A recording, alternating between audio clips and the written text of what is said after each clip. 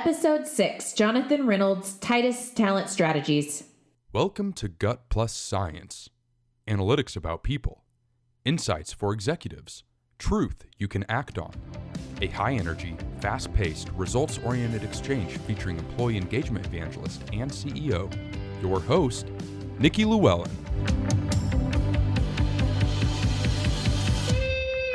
All right, guess what? If you haven't already heard this, it's probably going to be a wake-up call. The average tenure of an employee is 3 years today.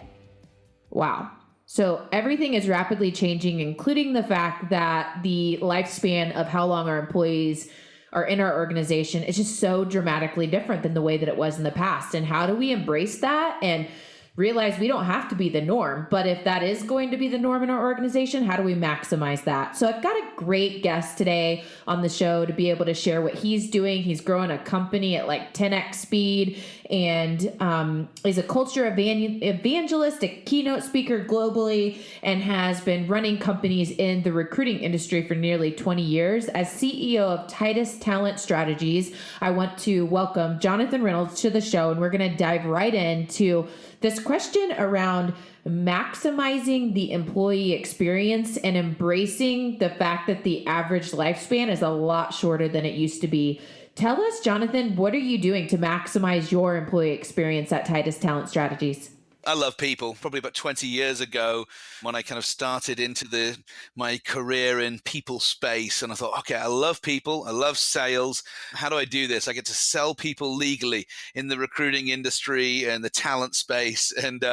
But it's always been from this foundation of really genuinely loving people, caring about people, and trying to understand what people bring to the table, what's in their heart, what do they actually find of their skill sets, their strengths, their passion, and aligning all of those things together and say, okay, how do we use this person while they're in our organization, as you say, maybe 3 years to their max, where we really care about their development, we care about stretching them. And obviously we're running a business and we're a for-profit organization, so it's got to match our vision and values as well. It's not like we're just picking people up off the street and saying, hey, how do we serve you? But they've got to align with the mission, vision, values of the organization. But on a day-by-day basis, saying, okay, these individuals, whether it be 20 people at times, you got 100 people, 200 people on your team, you think, okay, each one of these people has a story and we're a part of their story for the next few years of their life. For me, I just think 1 year. I think, okay, how do I develop this person over the next year? Thankfully, they don't leave after 1 year, but I just go year by year and say, okay, where do they want to go and how do I help them get there?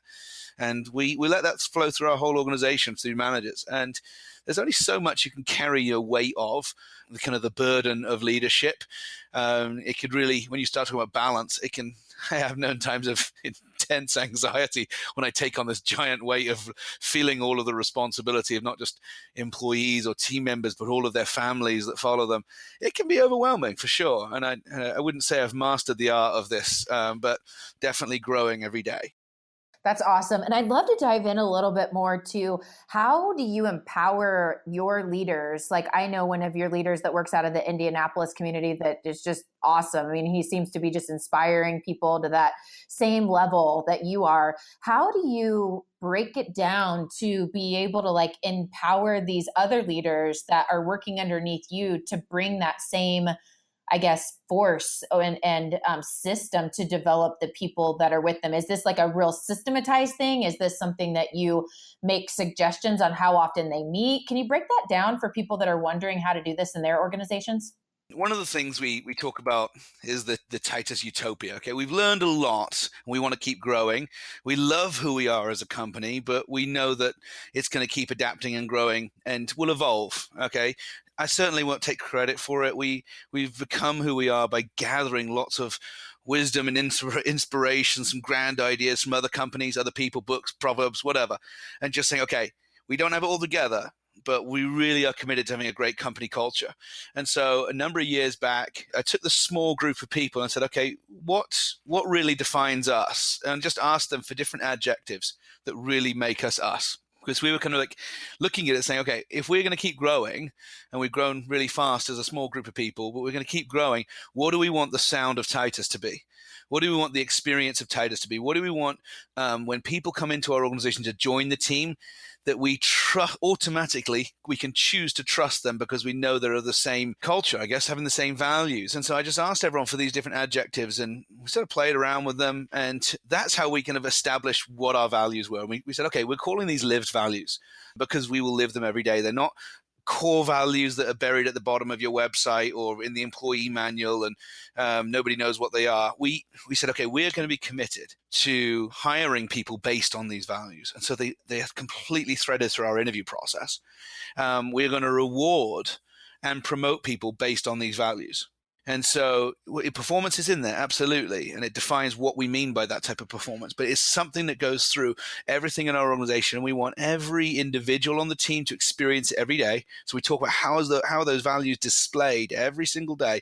And anytime we've parted ways with them, we're not 100% hit rate on everyone we brought into our organization, it comes down to a consistent violation of values and saying it's just not a great alignment. And it's even to the point of some top performing salespeople, which are obviously very precious to an organization. Violation of the values has caused a separation of ways, and say, okay, we're not going to jeopardize culture just because we want what you do, because you've got to recognize it's not what somebody brings to the table only, it's what they're taking away, and they can drain and sap the life out of an organization like cancer if you don't deal with that. Can you give me a couple of examples of the values that tend to come up most often when it comes to like your recruiting efforts and just you and the leadership team talking regularly? Like, what are a couple of those, just to give our listeners some examples of your values? I'll rattle them off, but we had to define each one of them. Passion, excellence, integrity, accountability, results, servanthood, entrepreneurism, and fun. And so we had to define each one of those. And when we say fun, or when we say, I don't know, I would say passion, you think, oh, that person's really passionate. They're really energetic. So no, that's not what we're saying with passion. We value determination, perseverance, and a high sense of urgency. And we realize that it inspires a level of trust and confidence when people have that determination, perseverance, and that sense of urgency. And so when we're dealing with our partners, which our customers or clients, we call them partners, they want to know that we have a sense of urgency and that we're going to kick it really hard until the end, and we're not going to give up. And so that was we had to define what we meant by passion, and then we actually evaluate people based on that. Integrity, really, really important. You can have all these other things, and when we realize as well that all of these values are in tension with one another, you got to keep that balance together. You can't value one over the other, and they certainly pull on each other at times. When you have that sort of sense of passion and that drive, okay, integrity can get tugged on. It's like, okay, am I going to cut corners here, or am I going to do the right thing? So we say we're doing the right thing, being honest and ethically unwavering and inspiring trust in the way we speak and in the way we act. And so it's very, we've definitely found these challenged at times by individuals, and as an organization, as teams, we'll call each other out on it and say, hey, listen, live values, don't forget them. And people generally have that kind of humility to be able to receive from one another and not be defensive, including myself, going, yeah, you're right, I shouldn't act that way because it doesn't follow our live values.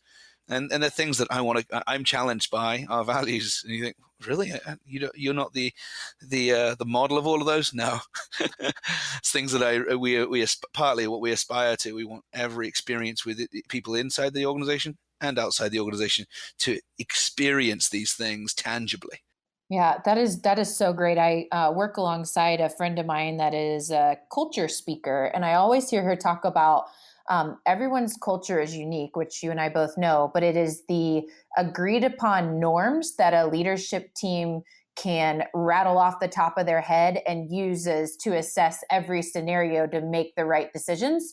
And many times without having to go and say, hey, I need everybody together in a conference room. You need to make a quick whim decision. And off the top of your head, you guys are aligned because of those set of norms that, everyone could easily just rattle off. They're memorized and they're able to help them with the decision-making process when there's, hard decisions to make. One thing I'd love to dive into, because I have a feeling that there's some listeners on here that are struggling with situations like a top performing salesperson that is not a cultural fit. And how in the heck do you handle that? Because it's like such a business conflict, right? They're like bringing in the numbers and that's how a business survives. But the cultural fit is not there. Can you speak a little bit to your experience in handling that and how you advise that process? I'm going to go back a little bit to the values, and one of the things that we have is the team commitment, and we trust one another, and we choose team over self because we believe we're better together than we are alone. We respect one another, we're flexible with change, and we uphold the values, the tightest values. And so it's a commitment we make to one another, and everyone signs it basically as this supporting one another in this way. And we had a high performing, one of our top performing salespeople on the team. And it got to the point where, how would I say it? I think the description would be ego got in the way. I think kind of as a top producer and far beyond other people in the organization. And it gets to the point where it's like, I could do this on my own. I could do all of this literally on my own. I think I could do all of the jobs better than these people around me. And so I sat this person down and said, hey, what's happening right now is your attitude towards your other team members. Anything you say is, if you can imagine like a ravine, and you're on one side of the ravine and they're on the other side, and you're trying to communicate across this ravine and the bridge is broken. And so anything you send over, it's just falling right down into the ravine. And you need to build that bridge again, and you need to build it very quickly. And it's going to come by recognizing the strengths of your other team members and actually valuing and appreciating those, and recognize that you are better because of them, because of the work that they do for you and supporting you in your role and how you can support them in their role. And I said, so you need to make some very swift decisions on this one. If you truly believe that you're better alone, then you need to go and be alone. And it's not here, because we're a team and we stick together. And so it was a tough conversation. And I think for me as an owner, looking at that saying, okay, how do I make this? And I had a sense of which direction it was going to go, because I think character is built and displayed over time. It's not an overnight thing. When you see somebody who has a lack of integrity, it's very difficult to quickly change that. I think if there's a thread of whatever, a norm in their own cultural understanding of things, and it's very hard to just change that overnight. And so I had a sense of where it was going to go, and it did go that way. It was a separation. I think one of the hard things for me, I'm a competitive person, and how do I make this go peacefully? How do I make this go amicably? And how do I live the values of saying, we're better together, we're better as a team? How do I respect the rest of the team and not create a big bunch of drama? I mean, it was a hard time. It was difficult because a lot of people don't understand it. A lot of people think, oh my gosh, well, you lose one of our top people. Now, are we doomed? No, we're not doomed, And this is when we were really small. And so it can feel that way when you're a tight-knit group. But yeah, those are really tough decisions to make. But I think that's where you go back to your values. Yeah, that's so good. Jonathan, we're going to take just a quick break for our sponsor, and we'll be right back. Custom Concrete has been creating foundations for the finest homes, commercial buildings, and industrial facilities throughout central Indiana since 1969. Builders, contractors, and homeowners rely on our expertise because so much depends on getting it right. Our knowledge and control of all aspects of the job, from excavation to waterproofing to backfill, means that extra value is built into every project. Codes don't drive our business, excellence does. See the difference at customconcrete.com.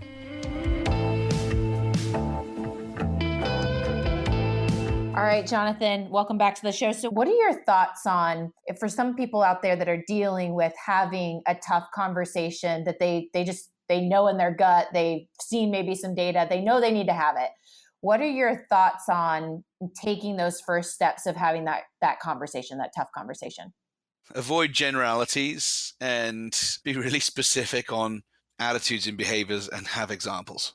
Because I think for many, many times when there's a pattern or a rhythm of life for people, and that's how they've got through, like, this is how I got to where I'm at. I'm a survivor, and this is how I do it, and I'm successful. There can be this sort of sense of, this is me, take it or leave it. And think, okay, in our organization, we value this, and let me show you the examples. Here are some situations where you violated that. Or where you're not creating, like for us, it doesn't create a culture of trust if you're doing those things.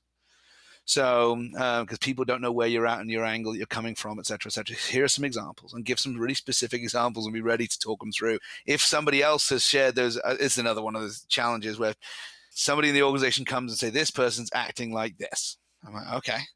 Have you talked to them about it? No. Okay.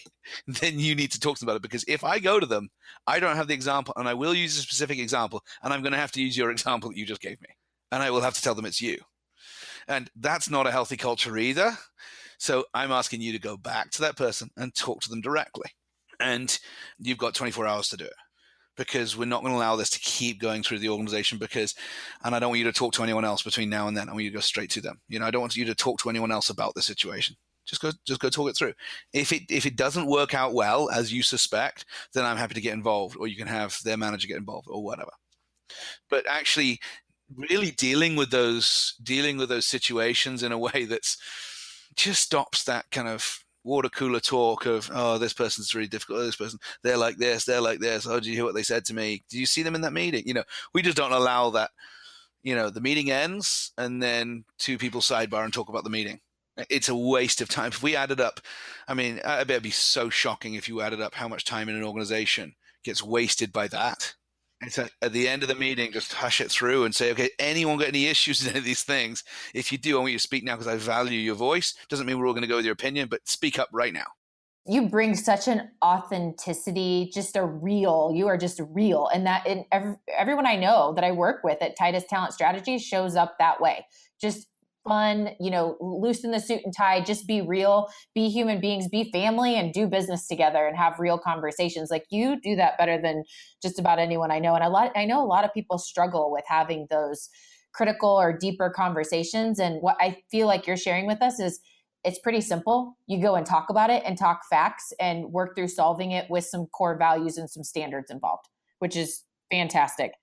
I have a question for you. So when it comes to, you've grown this business and it's grown so fast, and you have many different dynamics that you've been learning through growing the business.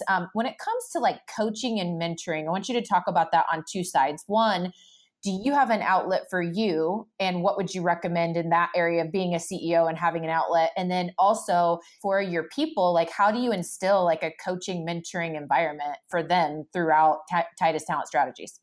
I'll tackle them in reverse order. So one thing I recognize is I'm a rubbish manager. I'm just not good at it. I'm not good at the day-to-day management of people. I kind of fly into a situation. Sometimes I'm helpful, sometimes I'm not.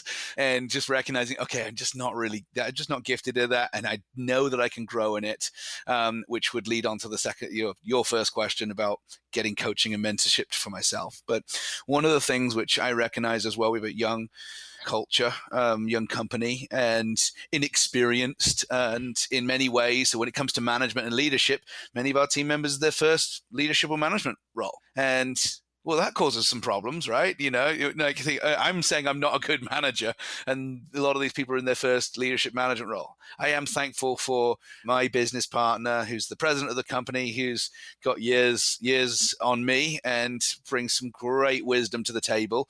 One of those things that I recognized 18 months ago was we do need a company culture of coaching, so that we come alongside like a great coach would do and say, hey, do this. Okay, how did you think you did here? How improve here? Just the stuff that I wasn't good at, consistency. But so we actually brought in an outside coach to just help with this all, and literally they're on a retainer for us, and they just meet with lots of the leaders and help coach through situations. That's been fantastic. Paying somebody from the outside to come in, reach out to me if you want to know who this coach is, who's phenomenal, and been a great helped with conflict, helped with performance, helped with tough conversations. It's been really, really helpful. Even tough client and customer conversations as well.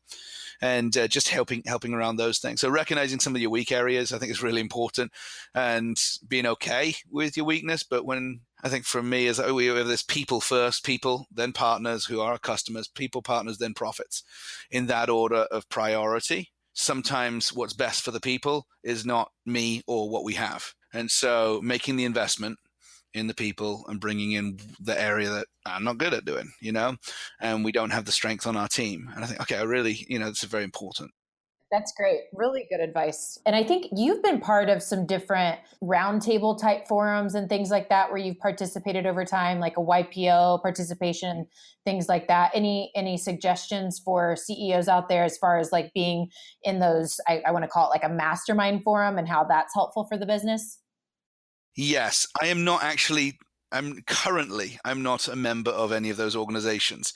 I've had the privilege of working. A lot of our clients and partners are involved in those, and I get invited in at times, which is great, and get to glean from the wisdom of those. I will say this: I challenge myself on a weekly basis to arrange a conversation with somebody in a similar role, who's been before and got a corner on something. And I just make sure I connect with them, say, hey, listen, can I get 25, 30 minutes of your time? I just want to glean from you. Very similar to what you're doing here. Obviously, you've got to listen to a podcast, but I do this on my own and just glean from other leaders who might challenge the way I think. And I say, hey, after all of this, I'm thinking this. Is this a crazy idea or not? And it's been really very, very helpful for me. That's awesome. Love it. When it comes to the best book that you've either ever read or something recent that you've read that has just been pretty instrumental in inspiring you, what comes to mind? One that I'm reading right now, or I read last year and now reading again with our leadership team, is Leaders Eat Last by Simon Sinek. Just the concept of creating cultures of trust and servant leadership, and in environments where people, know that they can trust their leaders and there's an authenticity there. I think that's creating a safe environment for people, which is I think it's hard wrestle for many organizations who have got big, lofty goals, financial goals. It can be hard to make decisions with putting your people first when there's a bottom line number you're trying to hit. I have found that by putting our people first, even above our clients, customers, partners, our people have a much greater output. They bring a lot more to the table. They feel safe to make risky choices and decisions that if the risk doesn't work out well, they're not going to have their hand slapped, even if they lose the company money or terrible, they lost a client because they did something so terrible, that they're not going to get beaten down for that. I find myself saying, well, that was an expensive lesson. Let's make it worth it. Let's learn from it. And it's good. It's all right.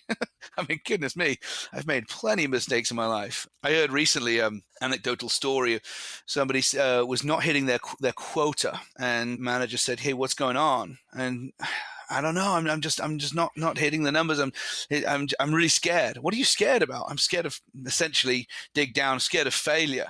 So, okay, you have 30 days to make one major mistake.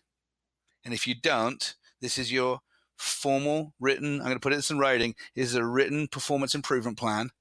If you don't fail at something big in the next 30 days, you're fired. Wow. Like, whoa, I'm an extreme personality, so I totally get a kick out of that. I'm like, yes, I love it. Take some risks, but just the principle in there of, we need to create cultures where people feel they can take risks.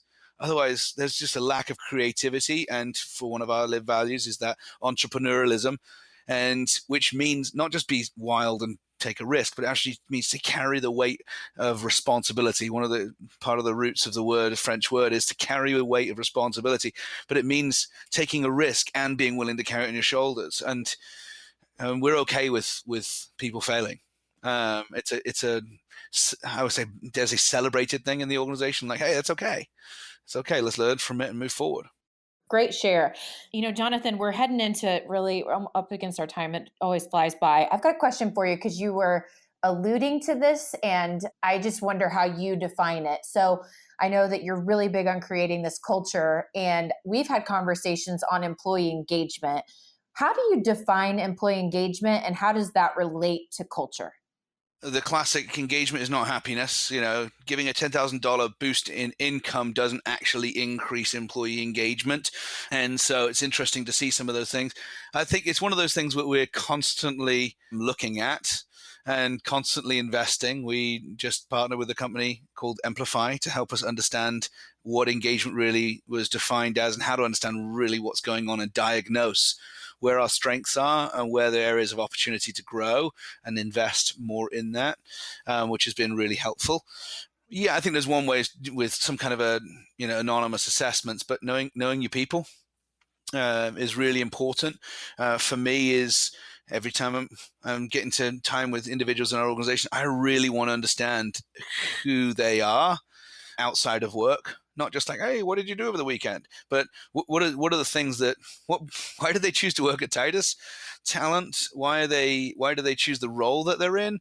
And to my knowledge, nobody in our organization is independently wealthy. They work here to earn income, and there's probably something behind that. Maybe it's family, maybe it's dreams, maybe it's their recreational desires, things like that, but to understand what those are. And so we can not just use those in a kind of manipulative way, but saying, okay, I want to be a part of your story and helping you grow in that way. And I find when people tie their personal world into their work world, because work-life balance, I don't think really exists anymore. It's life, it's just life and all the different ingredients that go into there. But if I can understand the pressures, hopes, dreams of those individuals, well, we can actually help them accomplish those in their professional world. And I think that's where people know, hey, this isn't just a job. This is a part of my life, and I enjoy doing what I do with the people I do it with. It's so good. And I think, the more that we go deeper and truly understand what makes our people tick, the more they feel meaning in their work, because we're taking so many different just avenues to get to know them and to pour into them. And I think that that's just a really good illustration. And going back to, you were sharing just a little bit ago about your people, or in the example about showing up with force to do that job, bringing strong energy. And that's when I think of an illustration of engagement, I see people showing up with energy, with excitement, with maximizing themselves to want to pour into that. And I think, it's so much more than laying out their job description and giving performance reviews and feedback. It's really taking the time to get to know them on a personal level. And it makes them want to show up and to be their very best for our workplaces. So with that, again, these times always fly by. So Jonathan, thank you so much for your time today. There's all kinds of key takeaways I'm going to be summarizing here in just a couple of minutes. And I know you'll be inspiring many CEOs and presidents and key executives across the globe. Are you still using pulse surveys? How about annual questionnaires? If your organization relies on either of these, it's time to discover Amplify. Amplify has created a new way to measure employee engagement. It's where CEOs who want to know what's really happening within a workforce go, to get honest feedback, and to understand what needs to change for people to love their work. Companies that have used Amplify have increased productivity by as much as 30% in just 3 months. Best of all, it's not just data that Amplify provides. Executives get hands-on coaching with engagement specialists, people who know exactly what to do with the data. To see their latest research on employee engagement, visit amplify.com. All right, Jonathan, that was another very fast show of some action-packed examples of how we can go back and live out new ideas to drive engagement and our culture of our organization. So I've got a couple key takeaways that I call the truth you can act on section. So hopefully you can take back at least one of these ideas to have a conversation with your team, or just start trying something new in your organization.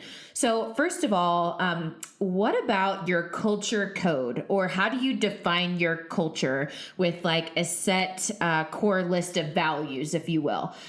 It's so important that your leaders not just see this written on the wall somewhere in your organization, but they can repeat these, they have them memorized, they make decisions based on these key terms that make up your culture code, or Jonathan calls it your live values. I think that is just so great.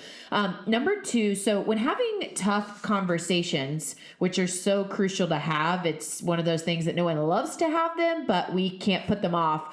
It's important to gather your thoughts and make them factual so that you can present the facts to the table. And empower your people to have tough conversations so that gossip doesn't happen in your organization. Because when we don't hit things on the head, then people are talking behind the scenes and it's just a bunch of wasted time. So empowering your people to have tough conversations, I think, is very key. And most importantly, bringing the facts to the table to present to that other person so that it's not not so much arguable information. I think that's great. And third is, as a CEO or president or key executive, it's so important to have a group of peers that you're learning from. And I love Jonathan's idea of reaching out to someone new every week and having a conversation, someone that you can peer learn from, pick their brain, they pick yours, and just making that a habit to consistently develop new relationships that can help you grow and you can help them grow. So that's the truth you can act on. We'll see you guys next week. Thanks again, Jonathan, for sharing today.